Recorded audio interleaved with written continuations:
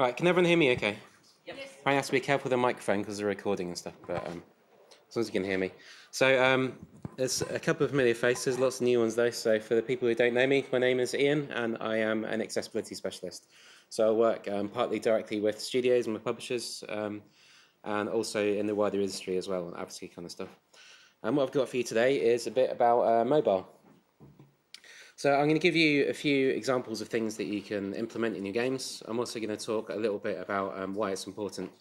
But first of all, I'm going to explain a little bit about what accessibility actually is. So when I talk about accessibility, I mean it in terms of, like an accessible hotel room, an accessible parking space, an accessible entrance. So it's specifically about people with disabilities. So to properly explain what accessibility is, I'm first going to explain a little bit about what disability itself actually is. And to help me with that, I have this chap here. So this is a photo from an investigation that was done for a newspaper in the UK. Now, looking at this picture, I'm sure that most of the people in this room will be able to take some kind of a stab at what this guy's disability is. So what it actually is that's causing him to be disabled. So you might guess that he has cerebral palsy, in which case you'll guess correctly in that he has cerebral palsy. However, cerebral palsy is not actually a disability. CP is a medical condition, and that's a really, really important distinction to make.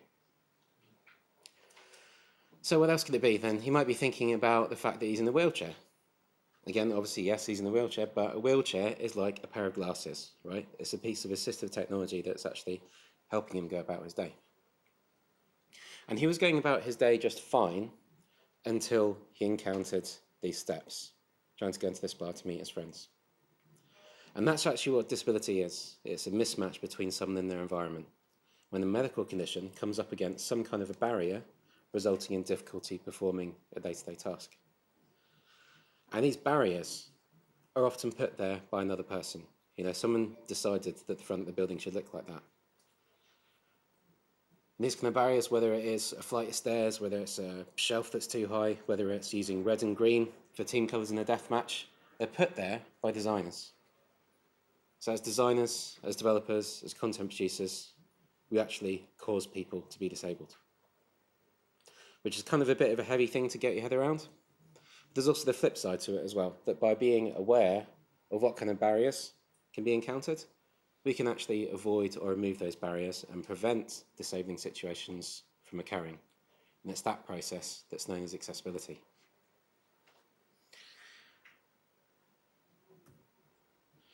Now, accessibility is important for all kinds of reasons, but I'm going to talk to you about two in particular, the first one being the human benefit. And for that, I've got a little story, which is about a project that I was working on a few years ago for a kids' TV show that was aimed at kids with really profound learning difficulties, like teaching language development to autistic kids, that kind of stuff. And as part of these games that were developed to support the content, the games also has to be accessible to a wide range of assistive technologies, and in particular with technology called switches. Now, this is the technology that Stephen Hawking is the most famous user of. So it's basically for people who aren't physically able to operate usual kind of input devices using something like this. So it might be a button like this on the desk, it might be a button on the wheelchair headrest, it might be a tube to blow into, all these kind of custom input devices, but they all work just through a simple on-off signal. So I'm going to talk a little bit more about how that works later on. But for the purpose of this, basically we got to the stage of the project where we're doing lots of testing, lots of going into kids' homes and trying out the content with the kind of natural setups they had. And in doing the recruitment for this, we specified that we were looking for children who have this kind of technology, which turned out to be a bit of a rookie error. We should have asked for children who use this kind of technology. This actually turned up at one kid's house, and this child, their parents had got them very, very similar tech to this. It was like a long, flat button. They got them this technology, but the child couldn't actually use it. So even though, the requirements to operate just a single button like that are pretty low, but this child couldn't operate it. Partially for motor reasons. So this child had very, very little conscious control over their movements. Also for cognitive reasons. So they also had really profound learning difficulties. So this kid's parents didn't really know how to explain to their child why they should go through all this extreme physical effort to operate this button. They just couldn't get through to them. And the reason they wanted to was because of technology like this. So again, this is very, very similar technology to what Stephen Hawking uses to communicate. This is a communications device. So you can see here there's a grid of words and symbols. Basically how it works is that a highlight appears around one of them, then every couple of seconds the highlight moves on to the next item. So no matter how tiny control you've got, even if all you can do is twitch a cheek, that means you can use that twitching your cheek to select the word or symbol you want and build up into a sentence and have that spoken out by synthesized speech. So that's why they really, really wanted this kid to be able to use this tech, because actually that child would then be able to have a conversation with their parents for the first time. But they couldn't do it. And obviously this session wasn't going to go anywhere because there's no way that this child could play the game, even though the game only required very simple one-button controls. But this TV show that the games are based on is a popular one in the UK. So the parents knew their kid really liked the character out of the TV show. So they said, as you're here, we may as well just put the game on because, the kid might still get something from the experience even though they can't actually play it. So I'll just get that out of the way for a sec. So basically what happened was the father put their child in the lap and the button was there in front, put the child's hand on the button and the father's hand on top, and the father was just pressing the button for the child. And then as the game went along, he said, look at that, and the child was just stretching out their fingers in an attempt to press the button. And that child had never done anything like that before. So the lives of that child and that family were going to be really profoundly different from that point onwards. The amount of stuff you can do with this kind of technology is amazing. I mean, already you can use it for controlling smart devices around your home. You can have productive careers, all kinds of stuff. So this is going to be really, really life-changing stuff. And the reason why this worked, where nothing else had, was because it was a game. Right? Because of that engagement that we're all so familiar with, There was no longer any reason for this parent to try to explain in abstract terms why he should go through that effort of operating that device. The kid could just see that character they liked on the screen and really wanted to play with them. It's that simple. So it's not any exaggeration at all to say that games can really, really change people's lives profoundly in an instant. It doesn't have to be through, the niche kind of stuff like this as well. Literally any game at all. So actually what games represent is access to recreation, to culture, to socialising. Which, these are things that so many of us just take for granted. But if actually, in your day-to-day life, your means of accessing those things is restricted, all of a sudden games can be a really, really powerful contributor to people's quality of life. So that's the first reason why accessibility is worth thinking about. The second reason is a bit more mercenary. It's just simple money. So people with disabilities are a market, and a large market as well. So according to kind of official government statistics, something like 18% of the 18% of the population. Now the reason PopCap are up here is because PopCap were pondering the quite reasonable question of, okay, 18% of the general population, but is that actually affected amongst gamers? Do these people play games? So they did some quite wide-ranging research. I think it was about 10,000 or so of their own casual gaming audience. And basically they wanted to see if that 18% of the general population was also reflected in 18% of the gaming population. And they found out it wasn't. It was actually over 20%. Which kind of makes sense when you think about it, right? Because I'm not suggesting anyone actually tries this, but if you walk out this room, have an accident, you're not all of a sudden going to decide you don't like games anymore. People have just got the same reason to play games as anyone else. But also all these other reasons on top. So the kind of stuff that's coming out of this research was things like people who have been prescribed games by their doctors as physiotherapy, people using games as escapism, people using games as a way to actually reduce side effects from their medicine. Because of that engagement, because of that concentration, people actually not having to take so many painkillers. Even just a way for people to take part socially without being judged based on your appearance. So there's all these kinds of extra reasons why people want to play games as well. And even, this 18-20% as well, that's only taking into account what's kind of traditionally falls under the banner of disability. There's other conditions as well, really, really common ones, that can have a big impact on people's ability to play a game. So things like colorblindness, which affects 8% of males. difficulty reading, which affects about 14% of adults. But, you never hear about it because there's such a big stigma attached. So big numbers, and big numbers obviously equates into a lot of money that can be made and a lot of money that can be lost.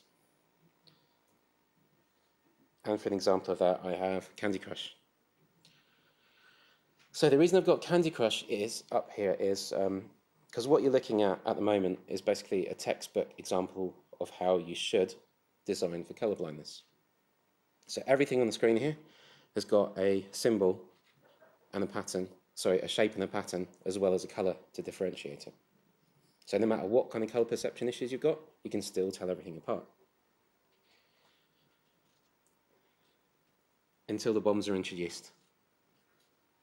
So the bombs now are separated by color alone. Now I'd like you just to keep an eye on the bottom row here, so the green bomb, the orange bomb, and the red bomb. And this is what it looks like with one of the most common forms of colorblindness. So that's it. Once something gets to this point, if that's all you can see, that's it, you're not going to be playing anymore. And Candy Crush is a free-to-play game, right? It's got a business model that's based entirely on retention, right? So it's relying on that small number of people who are going to keep playing for a long time and make lots of repeat purchases. The people who've got to this point and see this are not going to be making any more repeat purchases. So, for free-to-play games in particular, it can be really, really devastating. Particularly, bearing in mind when this was going on, Candy Crush was pulling in about $250,000 per quarter. So that's just, it's a really staggering amount of money they must have lost over this, over just a really, really trivial design decision. So that's the two reasons I want to talk about, because of the human benefit and because of the business benefit, which is all well and good, but what do you do about it? Where do you even start, right? So it's hard enough trying to design a game that you like, let alone trying to think about casual and core. Where do you even start with something like this? And the good news is actually you don't have to, because if you think back to the guy in the wheelchair at the start, this is actually just a list of medical conditions. What's important is the barriers. So you get medical conditions which are completely unrelated. So, for example, something like arthritis, and something like Parkinson's, something like essential tremor, those medical conditions have nothing at all in common with each other medically. They all come up against the same barrier of small, fiddly interface elements. So you address that barrier of small, fiddly interface elements, you address all those different conditions. You also address other ones as well. So things like difficulty seeing. As well as the physical ones, permanent physical ones, you've also addressed temporary conditions, such as someone with a broken arm. Situational conditions, such as somebody sitting on a bumpy bus. So actually, once you start to group things together like that, it gets a lot simpler. There's only really 4 broad areas to consider, which is barriers relating to people's ability to see, to hear, to take in, process and action information, and to operate a controller. There is actually another one as well, which is speech, but that's not really too relevant for mobile. Really where speech comes in is in multiplayer games for communication. And the solutions to these barriers are pretty simple as well. It only really comes down to 2 principles. So the vast majority of accessibility issues can be solved by one of these 2 principles. First, communicating information in more than one way. It's like Candy Crush, right? Using something else in addition to the color to communicate. Also subtitles, using text as well as audio to communicate the speech. And allowing flexibility as well. So examples of allowing flexibility would be offering a choice of different control schemes, offering a choice of difficulty levels, that kind of stuff.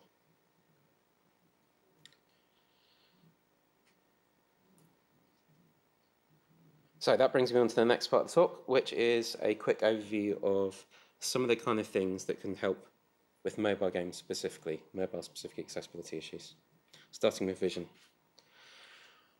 So the first thing that often comes into people's heads when they think about difficulty seeing is blindness. And actually, blind accessibility on mobiles is a thing. And funnily enough, it's because mobiles have a touchscreen. So that might seem like a strange concept, that a touchscreen is what makes the device accessible to people who are blind. But actually, there's this tech, which, this is VoiceOver, which is Apple's version, but Windows Phone, Android, they all have the same tech on them, where basically you turn this on and it changes how gestures work on your phone. So everything that you would normally use one finger for, like scrolling up and down, you now use two fingers for instead. So that frees up one finger gestures. What it then uses it for is you trace your finger over the screen, and any element your finger is over, it speaks out the label that's associated with it. So basically you can use your finger a bit like an eye and see the layout of what's on the screen.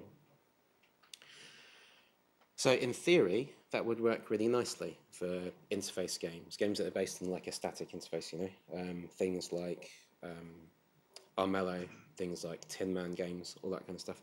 Unfortunately though, game developers don't have this tool to play with because it's reliant on being able to see where the interface elements are, which means that it's relying on native interface elements being present. And game engines, even though they have decent UI systems, don't render out those systems in a way that's available to screen readers. So basically, unless you're developing an app natively, you can't currently use this technology. If you'd like to, you need to speak to the people making the game engines. Because there's a reason why this kind of stuff isn't available to game developers. It isn't because it's technically impossible, it's because it doesn't set high up enough on the engine developers' backlogs. So if enough game developers actually tell them this kind of stuff is a priority, then this kind of stuff will be around and it will just work. So for example, Hanging with Friends, which is the follow-up to Words with Friends, that was developed natively. That game was fully blind accessible. The first they knew about that was when CNN ran a news story about it being blind accessible. It just worked because the developers happened to use logical labels for the interface elements. Now that's how it should really work. So if the game engine developers can get stuff sorted out, then a lot of the games being made in this room will just happen to work for people who are blind, which would be really nice stuff. But it's not all in doom and gloom though, because actually most of the people who have difficulty seeing aren't blind.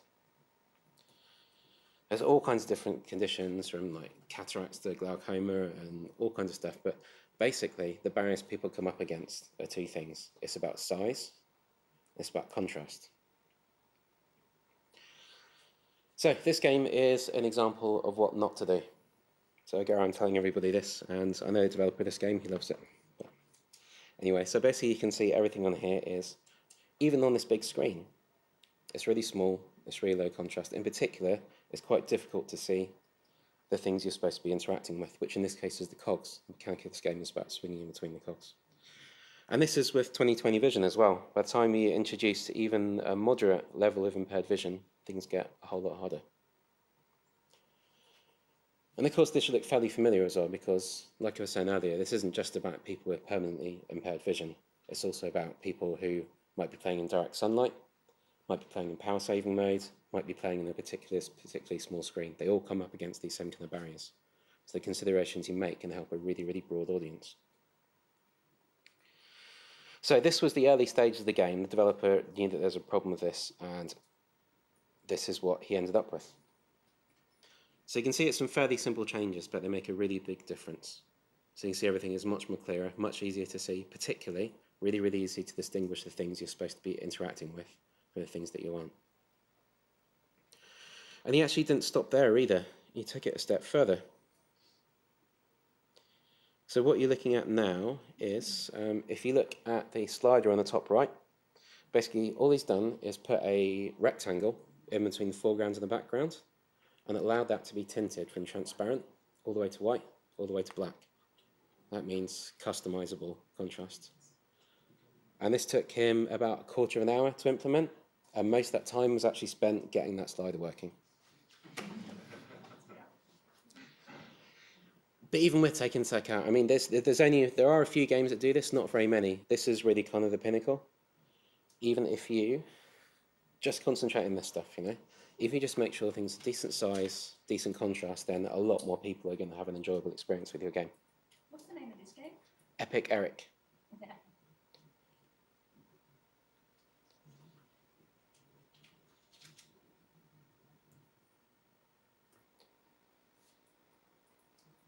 So, next up, hearing. Now, the first thing people usually think about when it comes to hearing accessibility is subtitles and captions. With good reason. So subtitles are obviously really, really critical for people who can't hear. They're also really useful for all kinds of other reasons. For example, people who might be, their only chance to play a game is when they put their baby to sleep. They don't want to wake them up, so they play on mute. You're playing on a mobile device, you haven't got headphones in. You're in a noisy environment, you've got a cheap tablet with tinny speakers. There's all kinds of reasons why people play with subtitles turned on.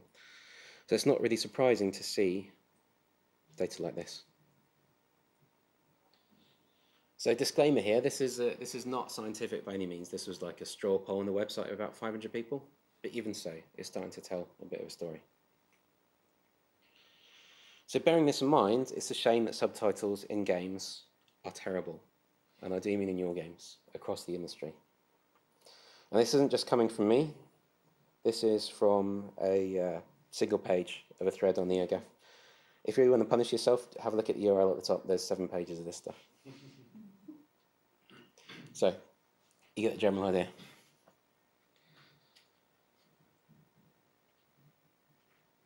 And the things that people are complaining about, you know, this isn't rocket science.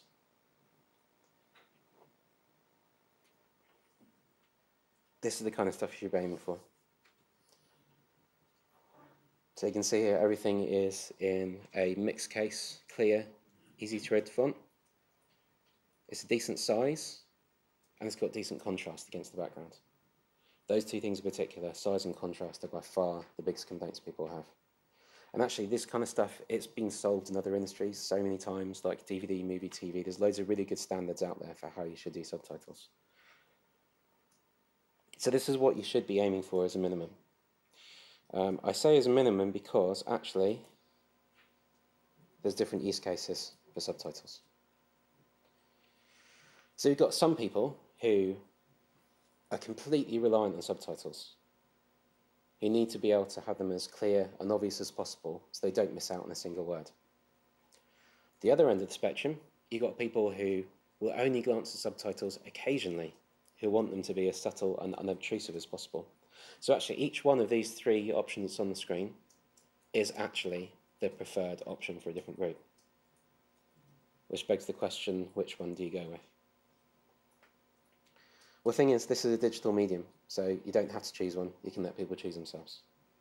And this kind of thing, again, it's really, really common in other industries. So if you open up YouTube, you open up Netflix, even if you open up the system preferences on an Xbox or PS4, you can customize all this kind of stuff. But it's not really seen in games. We're only just starting to in the last year. I think there's 4 games across the whole industry that allow any kind of customization. So this is one of them. This is Walking Dead Michonne, which now allows a choice, a different subtitle size.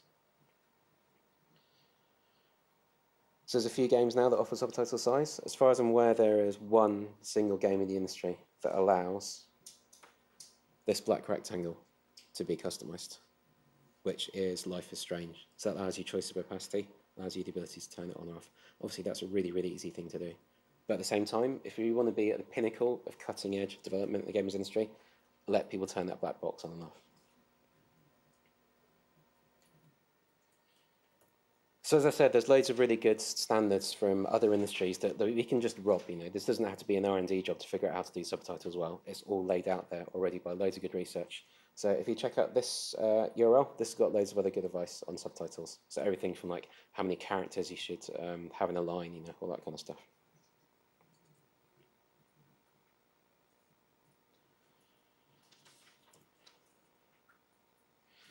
So next on to motor. So for motor, I'm actually going to go back to the start again. So the story I was telling about the kid with a single button. Because actually, that tech works with mobile devices as well. And how it works is, basically, the box he's got there, it's one of these. And basically all it does is it connects to, well, primarily to iOS. It does to a very, very limited extent to Android. But basically, primarily to iOS, it just connects by Bluetooth and sends a simple on-off signal. And it has some buttons on there, which is great if you can use those buttons like this kid can. If you can't, it has mini jacks on the side that you can hook up any other device you want to. So that could be a tube you blow into. It could be a button on the back of a wheelchair headrest. It could be an infrared camera that detects you blinking. Now, all kinds of cool tech you can hook up. And it just gets sent, like I say, via Bluetooth as an on-off signal. So the software at the other end doesn't care about all those devices. It just, all the developer needs to do is make an interface that can be controlled by one or two inputs. Now, if you're doing this on desktop, you actually need to do all that yourself. If you're doing it on mobile, it's done for you by the operating system. So how it works is basically, it's the same principle as that communications device that I was talking about earlier. So you can see here, this is the home screen on iOS, and it's basically highlighting each row in turn. So it just pauses for a couple of seconds in each row. Choose the row you want, and then cycles through to choose the individual item. And that works across apps as well. So you can be checking your email, typing in the typewriter, or typing in the keyboard by the same means. However, it also comes up against the same barrier as the screen reader accessibility in that it's reliant on native interface elements to know what to scan between. However, there is a difference in that Apple actually included a workaround. So they were aware that there were going to be apps that wouldn't include native interface elements. So they included a second mode. So this is a guy called Christopher Hills. He's quite a well-known Switch user. He's actually in Australia, up in Sydney. And the mode he's using here, basically, it works like shooting in a basketball game. So you get a wide line moving left and right across the screen. When it's at roughly the coordinate you want, you make your input. Now in his case, he's hitting a switch on his wheelchair headrest. It then gives you, within that wide line, that gives you a narrow line, so you can really get some precision over which point you're choosing. You then do the same, going the other way. So you can see basically he's already chosen the vertical line. You can see there the wide horizontal line, and just the top of it, there's the fine-tuning line going in between that. So it's a fairly laborious process, but you can really accurately choose a precise coordinate on the screen. Once you've done that, it pops up a little menu and scans in between choices of what you want to do at that point. So you can choose to tap, you can choose to swipe, all kinds of stuff. Which is great. That means that things like those interface-based games that don't involve any kind of timing and movement all just work with this technology really nicely. But there are games for which it didn't work. Games that really should work with this kind of tech, because all you've got is one button, just tapping one button. Games like Flappy Birds should work fine with it, in theory. But if you're using this system, playing Flappy Birds, right, you choose a coordinate with a start button, tap the start button, the line starts going across the screen again. By the time it's got a third of the way across the screen, you got that. So, next, Apple decided to do something about it. So in iOS 9, they added another function. So in your options choosing what gesture to do at that point, they added an option to tap repeatedly at a point until you leave it for a period of an activity. That meant that all those games like Flappy Birds now work. They just work without input from developers. iOS 10, they upgraded it again. So not only could you tap repeatedly at a point, you could also hold repeatedly at a point for as long as you want, which means that games like Jetpack Joyride now work. So thanks to these advances, there's now thousands of games on iOS that work really, really nicely with this tech. And that's without developer input. But there is stuff that you can bear in mind as developers to help people use this kind of tech, because what really it means is that you have an even broader range of players who are technically able to play your game. But if you're using this kind of tech, quite often the reason why you're using this tech is because you have some kind of condition that makes precision and timing difficult. So it's really, really worth considering as a developer things like a broad range of difficulty levels and large hit areas on buttons. The large hit areas in particular, like obviously it's pretty handy if you're doing this kind of stuff not to have tiny fiddly buttons. It's also pretty handy if you've got shaky hands, like I said, whether it's in Parkinson's, whether it's sat on a bus. Really handy if you can't see fiddly buttons as well. So all these kind of good reasons why that's a good thing to consider. But again, like blindness, this is really like the extreme end of motor accessibility. Most people who have some difficulty using a touchscreen don't use this kind of stuff. So what can you do about these other groups then? Sorry, I'll take a break for a sec. So it's really easy as a developer, to fall into the trap of thinking that if someone has a mobile device, then they must be able to do all the standard mobile-y kind of things, right? They must be able to tilt the device, to be able to do swipes, to be able to do multi-touch gestures, all that kind of stuff. But it's not always the case. So like this guy, this is quite a common setup. So he has his tablet mounted in a fixed position on his wheelchair. So he can do pretty much everything with that device, apart from tilt it. He can't use a gyroscope. Or again, this guy, so he's using a head pointer, so it's basically a stylus attached to his head. So there's all kinds of stuff he can do with this device, and it's a really, really empowering device for him, but he's not going to be doing many simultaneous multi-touch gestures. So what to do? Well, the first thing is just avoid unnecessary complexity in your controls. And the key thing there is the word unnecessary, right? Because if your game really does require someone to have 5 fingers on the screen at the same time, then that's fine. Like, all games have to have some kind of element and challenge to them.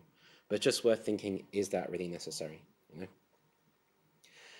Then the other side of it goes back to what I was talking about earlier, which is offering some kind of flexibility with the controls. So on other platforms, like if you develop for the console, for PC, flexibility generally means offering button remapping, so people can reconfigure the layout of the controller to suit their needs. And you get something similar on mobile devices as well. So this is from Need for Speed Most Wanted. And is there anyone here who worked on that? No, there isn't. Okay, I'll have to tell the story from them. So this basically, so how it works is you can, to steer, you can start your steering gesture anywhere on the entire left-hand side of the screen. Same thing with the braking and the drifting. You've got that whole strips of the screen to do it in. And actually, the reason why this was designed was it was actually a Melbourne-specific design. So this was designed so people could play it on the tram. So when people are crammed up in whatever awkward position they're crammed up in the tram, they'll still be able to play it from somewhere on the screen. So that's the reason this design came about. But actually, I was speaking to someone last year who is a really, really keen gamer, doesn't really have any other avenues of recreation open to him. He can't physically use a console, a controller, and the only way that he can actually use a mobile device is to lie on his back and have it propped up in his stomach, in which case he's holding it by the top corners. So actually Need for Speed, because it's got these flexible controls that you can control it along the top edge, that's actually one of the only games he can play and one of the only means of recreation he's got. So this game meant a huge, huge deal to him as a result of these design considerations.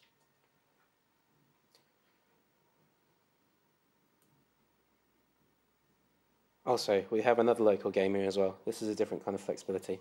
So is anyone familiar with this game? Yes, so this is into the... Is anyone here from Pickpock? No, okay, I'll tell the story for them again. So this is from Pickpock anyway. So it's basically an endless runner running into the screen through a field of zombies, trying to dodge in between them as they're trying to rip your guts out and all that kind of stuff. So when developing this game, the designers were considering all different kind of control methods, and the control method they went for was tilt.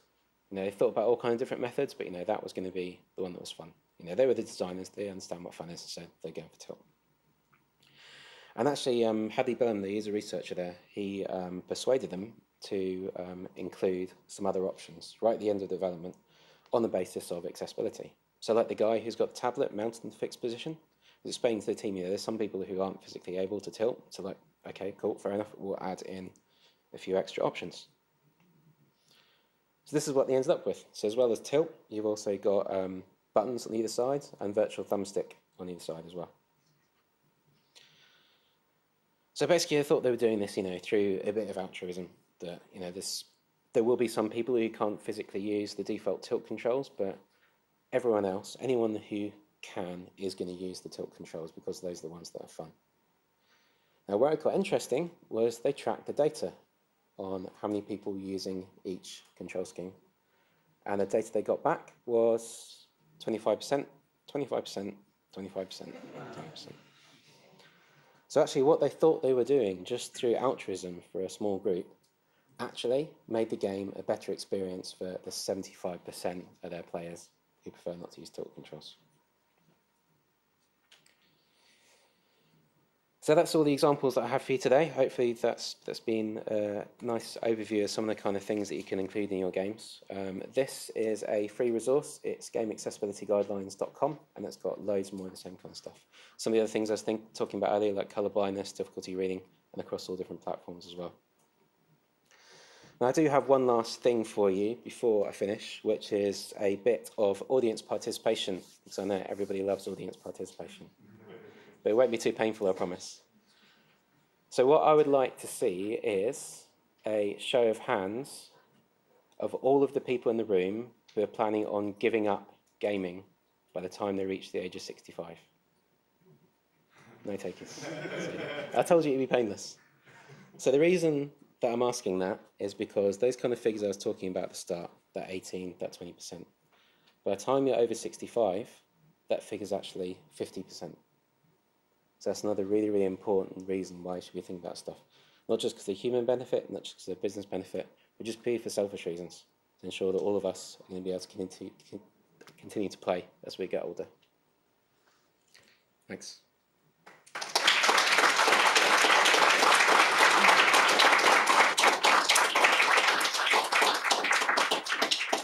So that's my contact details. Have we got time for questions? 30 minutes, yeah. Oh. All right, plenty of time. Okay, if anyone wants to get me outside of that, just email me or tweet me, and we'll up for a chat. And there's a couple of other bits there for VR accessibility and another event as well that I'm plugging. Yeah, so questions, if anyone's got any. It doesn't have to be specific about mobile as well, anything. Do you know if Twine cooperates with screen readers?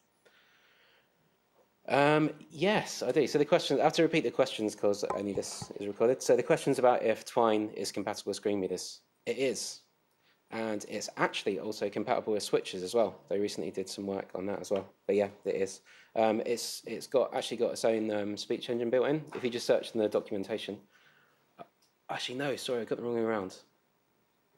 It's RenP, that's what I was thinking of. So I think Twine has done the work with Switch, and RenP has done the work with screen readers. Doesn't Twine generate HTML? Yes, in theory, yeah. But there's other stuff, like you can embed images and that kind of stuff in Twine as well. So I think there's, I can't remember. Okay, I will get you outside. Yeah, get me outside. I haven't looked into it, so it might be a really obvious answer. Do you know if there's much in the way of efforts towards making game development more accessible to people? So in terms of like actually allowing people with disabilities to still be able to build games with these reduced input methods? There's a little bit.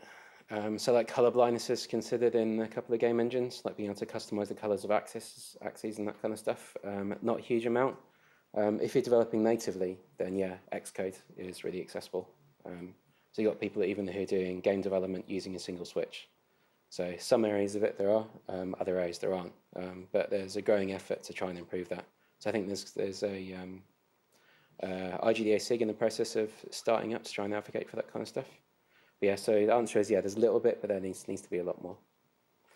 But even in Australia, oh God, I've forgotten his name. I remembered, Sierra Asher. Does anyone here know Sierra? Yeah, he's out at the arcades. So actually Jetpack Joyride, he did all of the art for Jetpack Joyride, and he's legally blind. So that was through magnification and that kind of stuff. So there is stuff that's possible, but yeah, the software itself, there's still a way to go. It could be a lot more accessible. I do audio for games, mostly mobile, and sorry, I enjoy the challenge of thinking about how I can make games more accessible for people with vision impairments. But what can I do to, I suppose, make sounds better for people with partial hearing difficulties? So questions about accessibility for people with partial hearing loss, as opposed to people who are completely deaf. So for people who don't have any hearing, it's all about visual representation, obviously. And the same thing kind of applies as well for people who've only got partial hearing loss.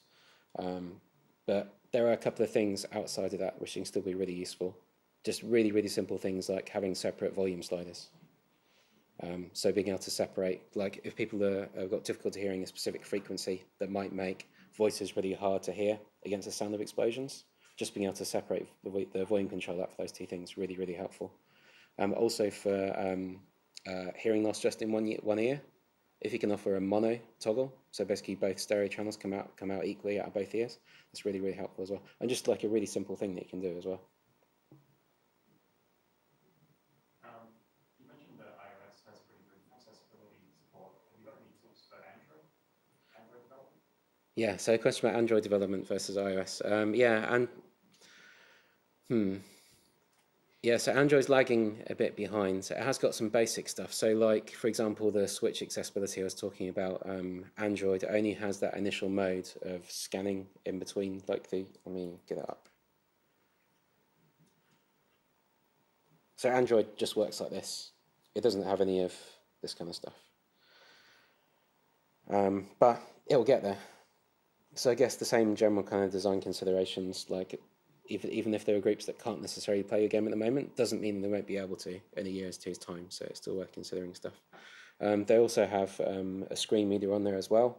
Again, it's subject to the same restrictions. It doesn't work with game engines. And also there's a question with audience as well. So most of the people who use screen readers, because the screen readers on iOS has traditionally been better, they all own iOS devices. So there's a bit of less of a financial reason for doing it on Android as well. But that's only really with those two like really specific things.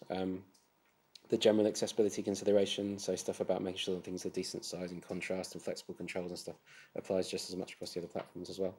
And actually there is actually one thing as well that I forgot to mention on the topic of subtitles and captions and the customization options. On both Android and iOS, there is an API available to let developers read system level preferences for that. So if somebody's set at a system level on a device, I want black letterboxing and really big type, you can actually read that preference and load that into your game as a default. You mentioned the importance of difficulty settings.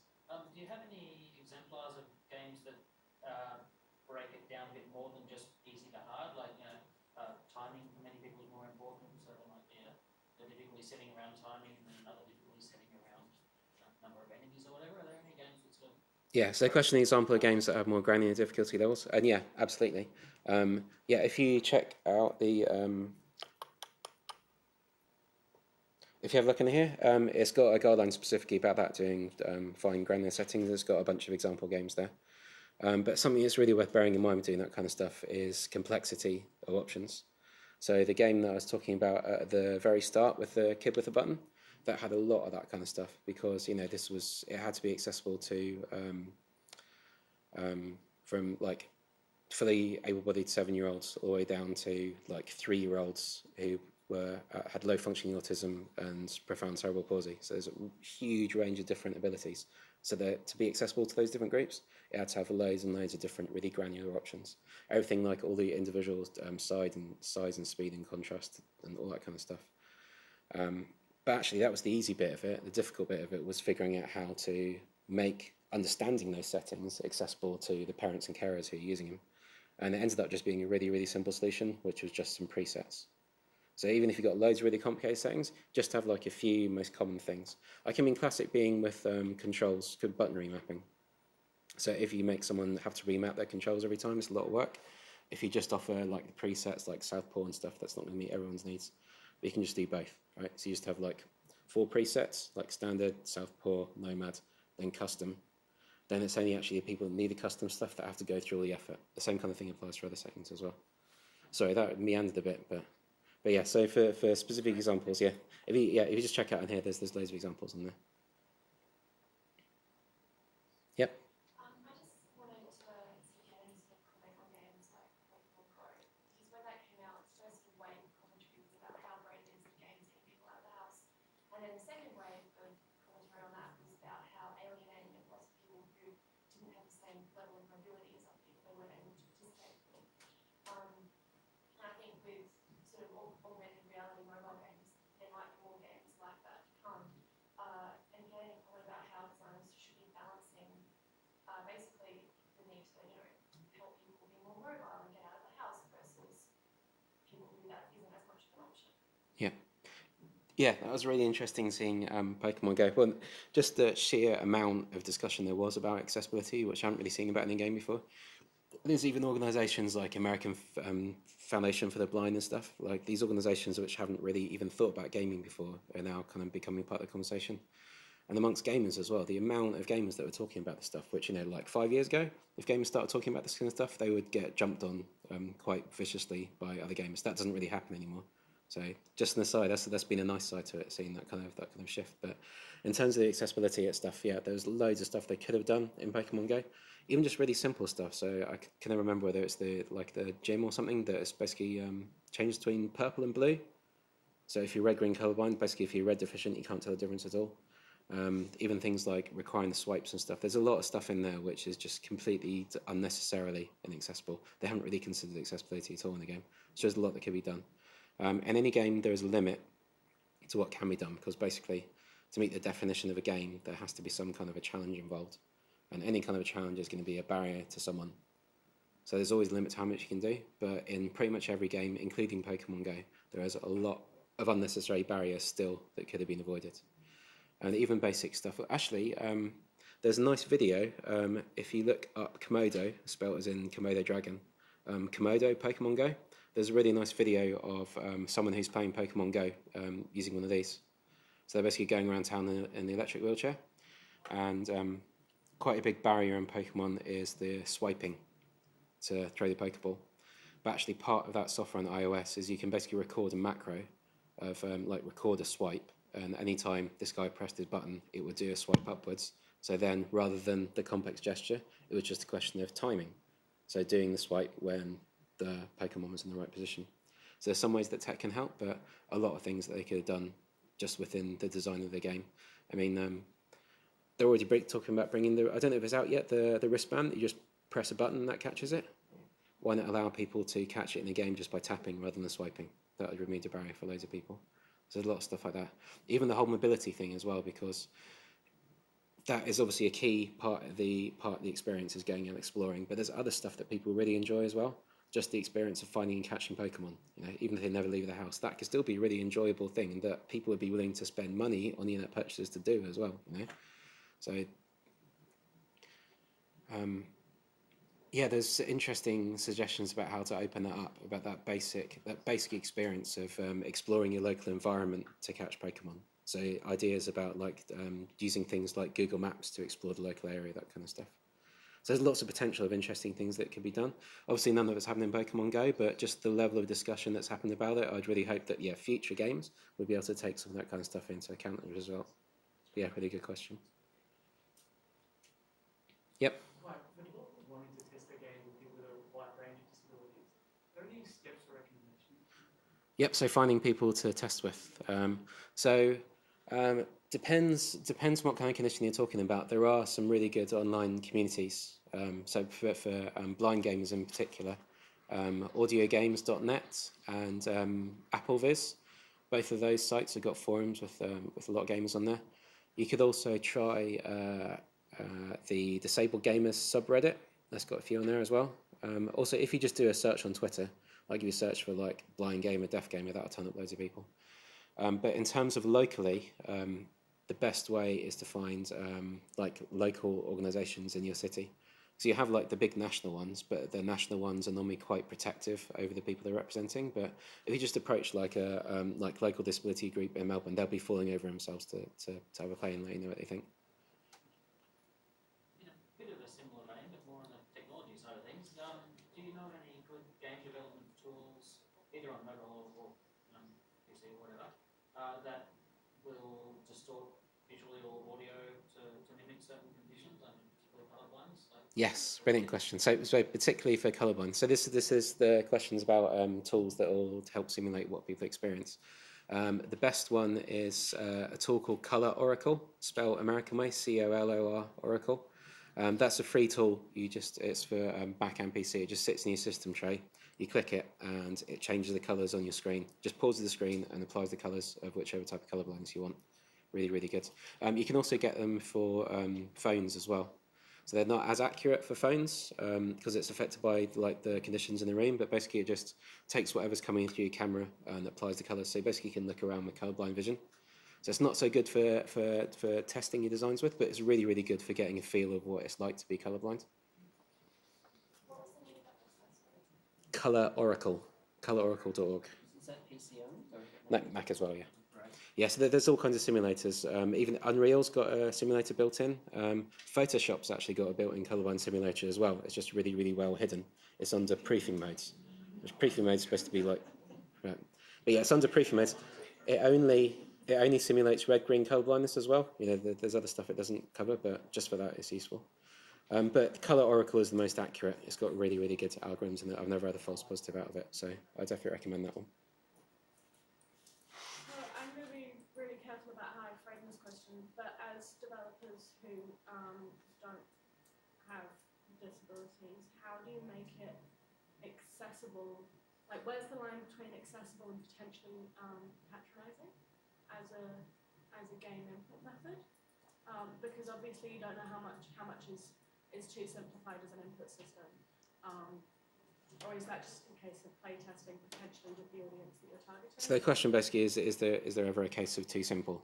Yeah. Right. Not really, no.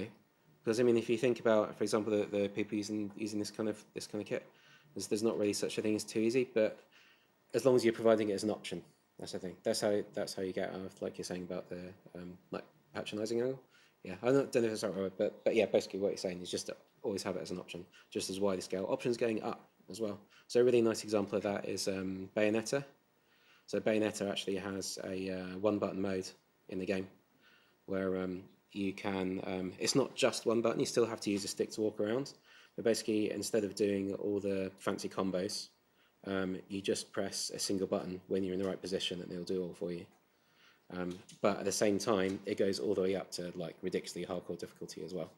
So that's the thing. Everyone's got their own preferences, and actually, what they've done. So that's a bit of a misconception you see as well, particularly about like discussion around things like Dark Souls and stuff like that.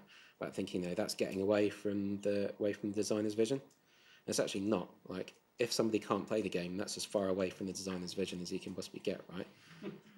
So it's actually allowing people to get closer because they're actually experiencing a similar thing. I think that's what they realised with Bayonetta, is that it's not about executing complicated combos, it's about pushing your motor skills to the limit, and your reward is seeing a fancy combo.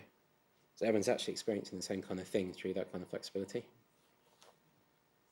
I just wanted to add to that, just the wording, I suppose, around how the settings would be described might Yes. be the line. So you wouldn't say kids mode necessarily for like a one-touch mode. You might just describe it as one tap or press hold, rather than using patronising terms or thinking of these terms a bit too easy. Yeah, 100%. So it's about language used for difficulty settings, that kind of stuff. Yeah, like the classic being like in Doom, where the easy difficulty mode is like the little baby with a dummy. Yeah. Yeah, very good point. Don't be patronising with the language you're using. Yep. It's a switch interface. So this one is AbleNet Blue 2, it's called. There's all kinds of different ones. They usually don't have buttons built into them. Normally you just have it's just like a little box with a couple of mini jacks in that you then plug in your buttons into.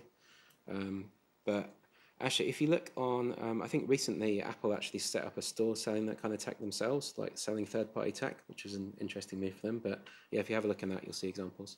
Actually, if you look at what they called Inclusive Technology, which is a website in the UK, that's a good place to look to get a feel for the kind of devices that plug into this. So they have all the kind of stuff like the motion detectors and the blink detectors and the sit puff tubes and all that kind of stuff. Loads of really interesting tech. Nice stuff to have a play around with in the game jam, that kind of stuff. Any more? No? Good stuff. All right, thanks again.